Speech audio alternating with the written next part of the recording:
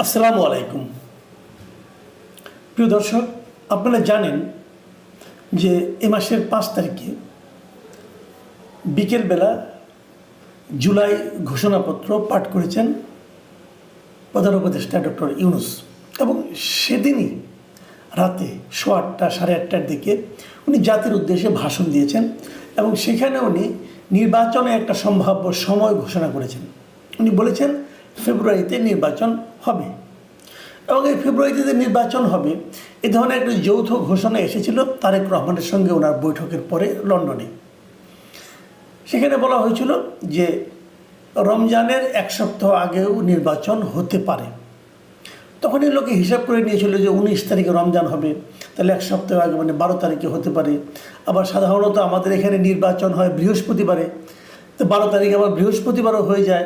এ ধরনের নানা ইকুয়েশন থেকে অনেকে ধরেছিল যে তাহলে ফেব্রুয়ারি 12 তারিখে হয়তো বা নির্বাচন হবে, কিন্তু কেউ ক্লিয়ার ছিল না।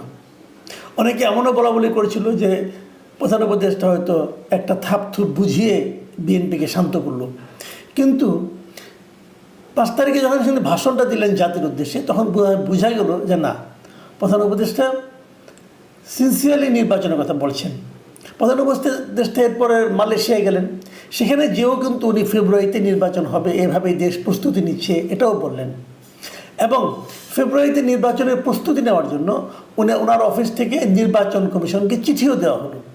নির্বাচন কমিশন সে অনুযায়ী প্রস্তুতিও নেওয়া শুরু করেছে এরই মধ্যে। এখন এরই মধ্যে আমরা দেখলাম মঙ্গলবার দিন গতকাল এনসিপির একজন নেতা নাসিরউদ্দিন পাটোয়ারি তিনি বলেছেন যে, ওনার কথাটা আমি হুবহু যদি পড়ি, উনি কী বলেছেন? উনি বলেছেন নির্বাচনের তারিখ ঘোষণা করা হয়েছে ফেব্রুয়ারিতে, নির্বাচন ফেব্রুয়ারিতে হবে না। কেন বাবা হবে না? তারিখ ঘোষণা করা হয়েছে ফেব্রুয়ারিতে, উনি বলছেন নির্বাচন ফেব্রুয়ারিতে হবে না। আপনি কে? আপনি কি নির্বাচন কমিশনের কেউ?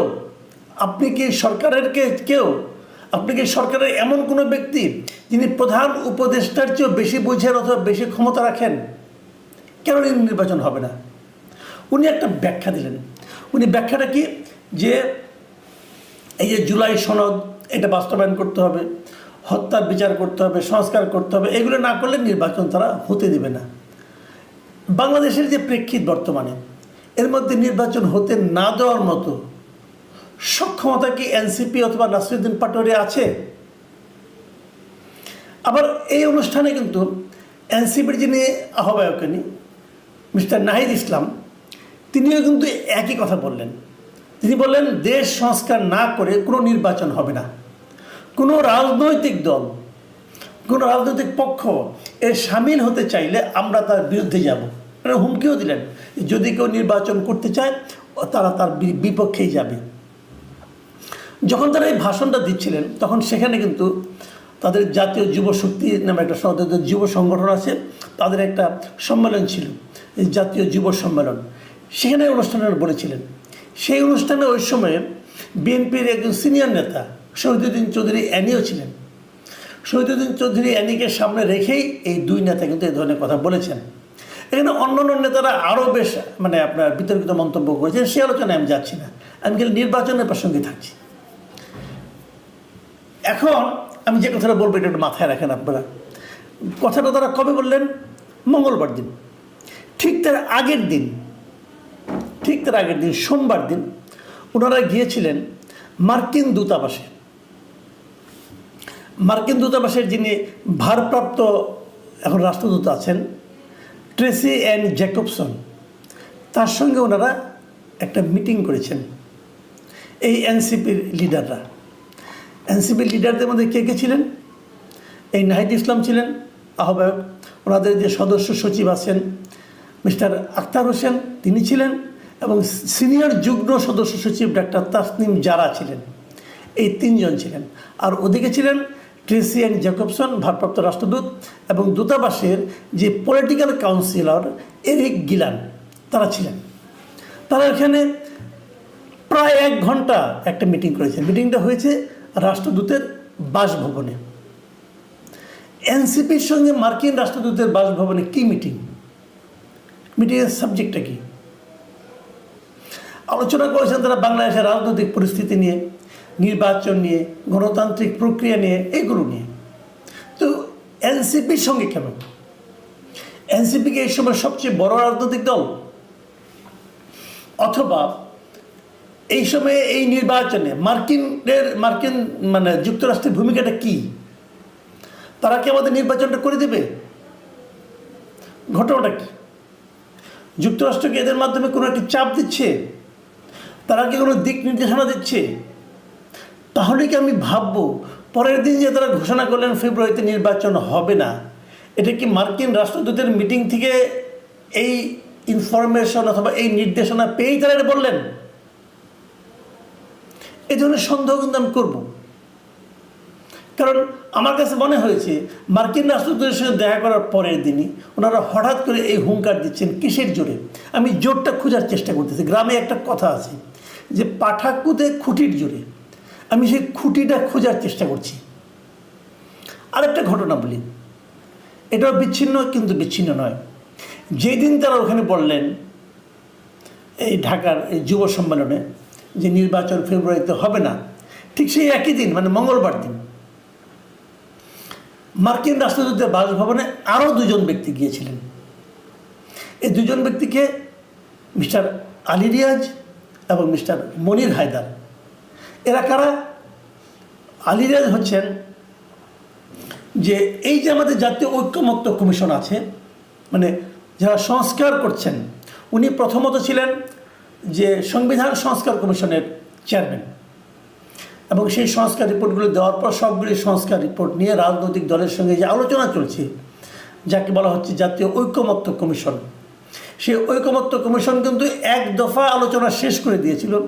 তারপরে যেন কি হলো তাদের জানি না, তারা আবার 1 মাস সময় বৃদ্ধি করেছেন। এই জাতীয় ঐকমত্য কমিশনের উনি হলেন সহসভাপতি। সভাপতিকে এর সভাপতি হলেন ডক্টর ইউনূস। তো ডক্টর ইউনূস তো সব অনুষ্ঠানে থাকেন না, বয়সজনিত কারণে হতে পারে, অন্য অন্য ব্যস্ততার কারণে হতে পারে, উনি আসেন না। আলী রিয়াজি ভার্চুয়ালি সভাপতি, উনি সব মিটিং কন্ডাক্ট করেন, পলিটিক্যাল লিডারের সঙ্গে আলাপ করেন, কখনো বোঝান, কখনো হুমকি দেন। আমাদের পলিটিক্যাল লিডার তো ছাত্র হিসাবে খুব ভালো, এরা কিন্তু অত্যন্ত ধৈর্য নিয়ে। আলী রিয়াজ সাহেব উনি একজন শিক্ষক মানুষ, আমেরিকায় মাস্টারি করেন, আমেরিকার নাগরিকও বটেন, ওখান থেকে এসেছেন আমাদেরকে দেশকে সংস্কার শিখাতে।